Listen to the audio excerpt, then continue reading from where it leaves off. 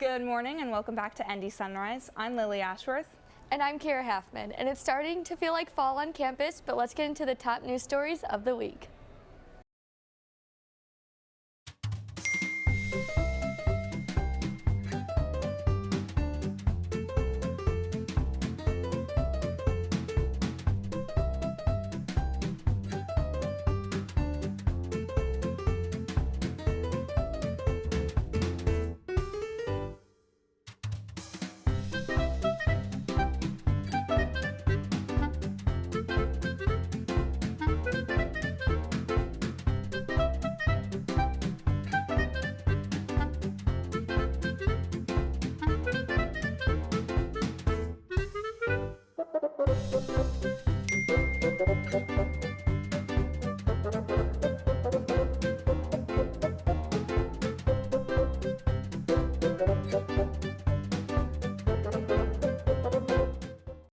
And welcome back. Kirra, how are you feeling now that it's finally sweater weather on campus? I am so excited, and especially for game day on Saturday, finally get to whip out some of my colder weather gear and just see what everyone else has to wear for fall. I know, it's going to be a high of 63 degrees, so it's definitely going to be sweater weather at the game, and I am also excited to see what people are wearing. Yeah. But first, we cannot forget some of the top news stories from the week.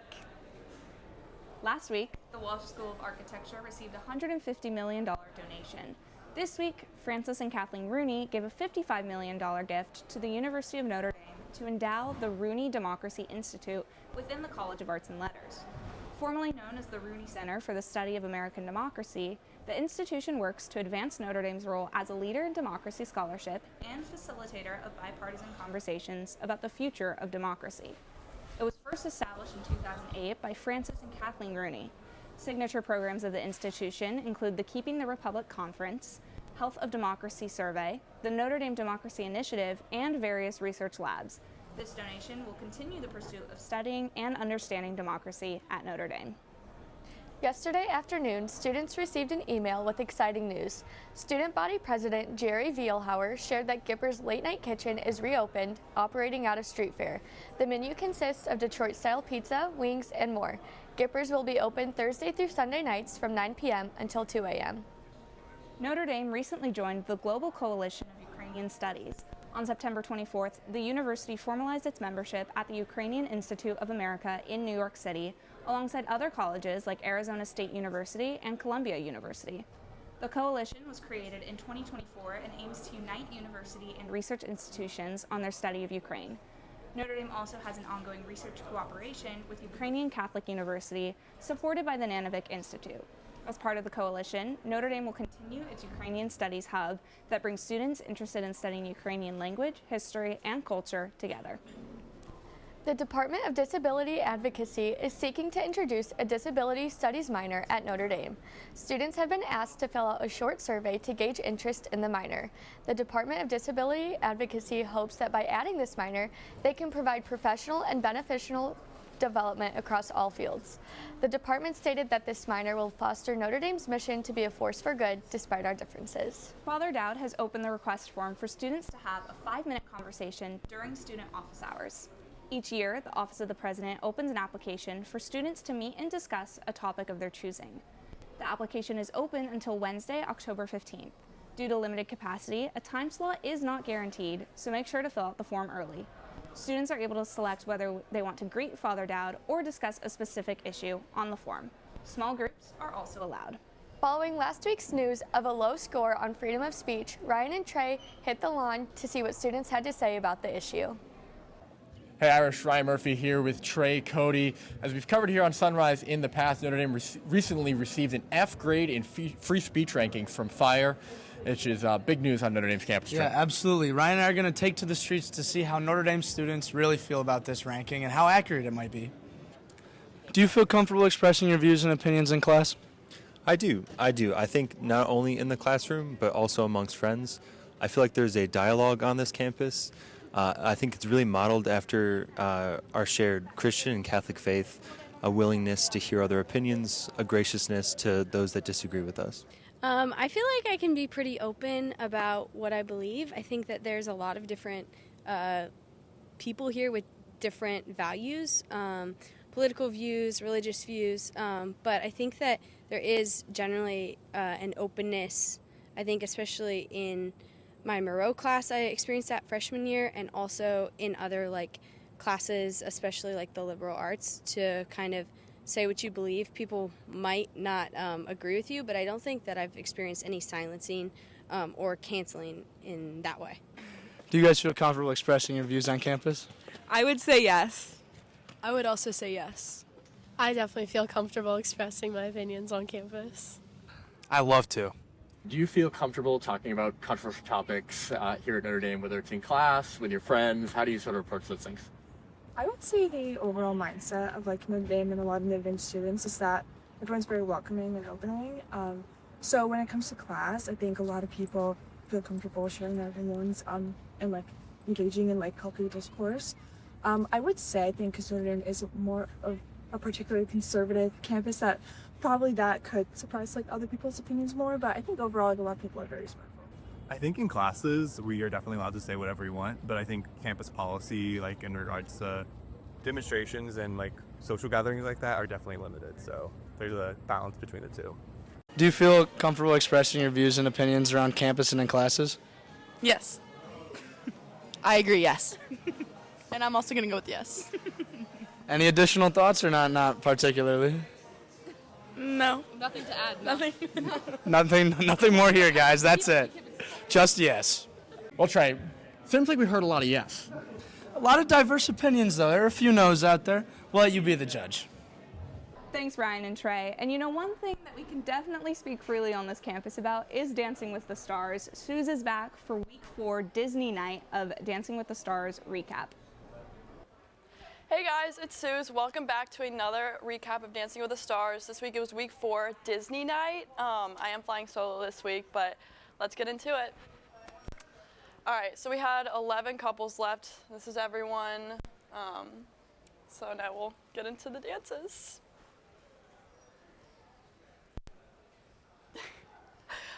Okay, so first I'll talk about the quick step. We had Dylan and Daniela dancing to Life is a Highway from Cars, and they got a 23 out of 30.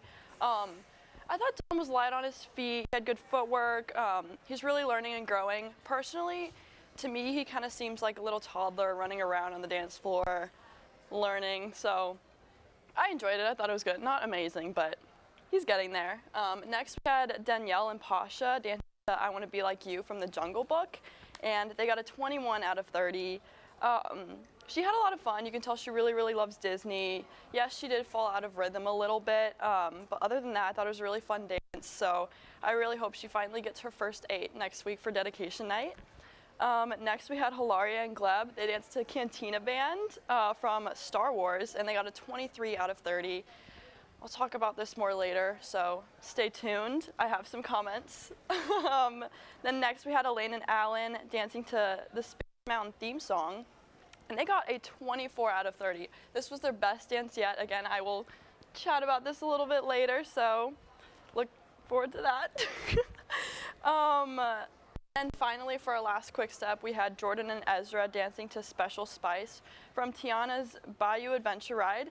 They got a 24 out of 30. I thought this was amazing. Jordan looked so beautiful in her princess dress, and of course Ezra looked amazing as always. I don't know, every move just looked so effortless, and she was really flowy. I don't know, I'm really loving her, so I can't wait to see what else she does. Alrighty, now for the Viennese Waltz, we had Alex and Val dancing to Once Upon a Dream from Maleficent, and they got a 24 out of 30. I thought this was an incredible dance. I loved every second of it. She really got into the Maleficent character, and it was just, the dance was a great story. You could really, really, I don't know, you could see her really, really mesh with the character well, which I thought was amazing. Then we had Andy and Emma dancing to Le Feasted. I don't take French, so I'm sorry if I messed that up. But they got an 18 out of 30. They didn't improve from last week. But again, Andy's having so much fun. I know we all have a soft spot for him. So yeah, I can't wait to see him next week. Alrighty. Then we had our salsa from Scott and Riley. They danced to Bop to the Top from High School Musical and got a 21 out of 30. I loved this. I was really hoping that they would do this for Disney night, so I was so excited. It was so much fun. Oh my gosh, I love High School Musical, so this was amazing. Scott is really improving. Yeah, so next we had our Cha-Cha from Robert and Whitney. They danced to Try Everything from Zootopia and got a 22 out of 30. A really fitting dance for him. It pains me to say this, but it was not his best. I'm really hoping that he'll keep improving. The bar was just set so high from week 1. I don't know, maybe just because he didn't take his shirt off this time. I don't know. It was just so cute and lovely. He was very precise with his moves. So again, he's really good, but I want to see that next level. All right, next we had our Foxtrot from Whitney and Mark. They danced to The Room Where It Happens from Hamilton and got a 25 out of 30. They got the first 9 of the season. I just watched Hamilton for the first time like a month ago, and I loved it. So if you're thinking about like not watching it, do it. But anyway, on the dance, I really like how they incorporated like jazz into it. It was a lot of fun. It was really great. His choreography is just the best ever. So yeah, I really do think they deserved the highest score. And then finally we had a jazz from Jen and Jan. They danced to A Friend Like Me from Aladdin and got a 23 out of 30. There was a lot of gymnastics in this dance, not a lot of dancing. I mean, I kind of get it, like with the song, like you want to stay on theme, but like if we want to see Jen grow, we need to see more dancing. So Jan, you need to get with that choreography and put more dancing into it. Okay, now moving on to favorite dances. I have 2. My first one is Elaine and Alan. I thought this was a really fun dance. The costumes were on point. I feel like Alan never misses with his. It was creative, high-paced, and they got the highest score yet, so she's really good. Next, obviously, the Hamilton dance. I don't know. I kind of already said a little bit about it. I just thought it was amazing. Mix of jazz and foxtrot. So good, so good. All right. You guys can probably guess that my least favorite was, in fact, Hilarious Dance. I'm not a Star Wars geek. I mean, like, I've seen it, but to me, this just didn't give Star Wars. It gave more, like, cocktail hour on an all-inclusive ship. So, I don't know. Would it have killed them to put Hilaria or Gleb in a Jabba the Hutt costume? I just think they need to add a little bit more spice, a little bit more pizzazz to their dances. There's nothing special about it. Maybe I'm a hater. Actually, I am. I'm sorry. Am I sorry? Probably not. Okay, hot take. She's too dramatic. Hello. And no praise at all for Gleb. Like, she didn't even thank him. And I don't know. She deserved to go home. You can tell. That face, he doesn't like her. And why'd she take the mic away from Alfonso? She just grabbed it. Hello? Anyway, she deserved to go home, so thank you guys for voting her out. All right. Again, yeah, we saw her go home. I'm a little happy about that. But okay, I'm so conflicted because I don't know who's gonna go home next. I'm thinking it might be Andy. I say this every week, but I don't know who else would go home. And I kind of think Danielle and Pasha, which really breaks my heart. But like, I don't know. What do you guys think? I can't decide. I can't figure it out. So we will see you guys next week for a dedication night. But for now, we're sending it back to the desk. While people wait all year for Dancing with the Stars, others wait all year for fall drinks. Here's Naomi, Joanna, and Charlotte with the fall drink taste test. Hi everyone, welcome back to Caffeine Competition. I'm Joanna Sato. I'm Charlotte Schaub. And I'm Naomi Munoz. Today we're going to be trying some of Notre Dame's fall drinks. We're going to be starting with this iced pecan crunch oat milk latte. And in the middle we have our second Starbucks drink, the pumpkin spice latte. And we have from Haggerty Cafe, a zombie brew. So we're actually going to start with the zombie brew first. I'm going to try a sip. Ooh, I'm excited. Yeah. I've never heard of zombie brew before. Yes, I have no idea what's in this. So. You want to try the middle? Yeah. It kind of just tastes like a regular coffee. Okay. I don't know how you feel about the green. Yeah. Is it just like a green dye or something? Or is it just... Oh, I do not like that. Oh no. I thought it just tasted like almost a regular I could tell by your face. Yeah, it's very bitter. Yes. Yeah, it doesn't have like very much to it. Flavor. Yeah, very much. It's just, it just tastes like a regular coffee. Yeah. What would you give it out of 10? Just like probably a 5. Yeah. I'm also going to go with a 5. I'll give it a 3. Yeah. I think my expectations were too high. Yeah, do you need like a lot of flavor in your coffee? No, I just need some sort of flavor. Just some sort of flavor, yeah. Just the lack of flavor was not really hitting for us. How about we try that pumpkin spice latte? Yes. Yeah, do you want to start this time? Sure. Ooh, it's kind of warm. I'm excited.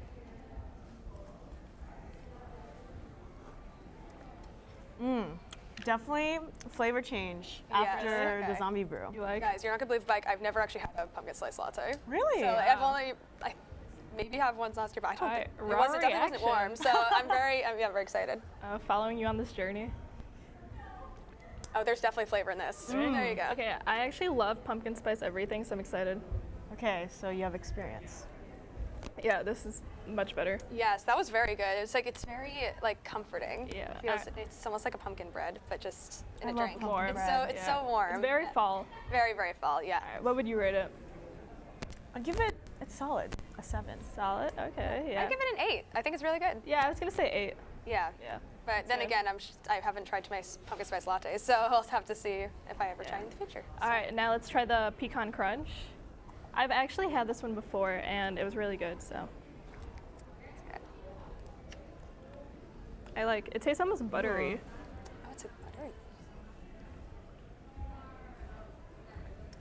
All right. Let's give it a go.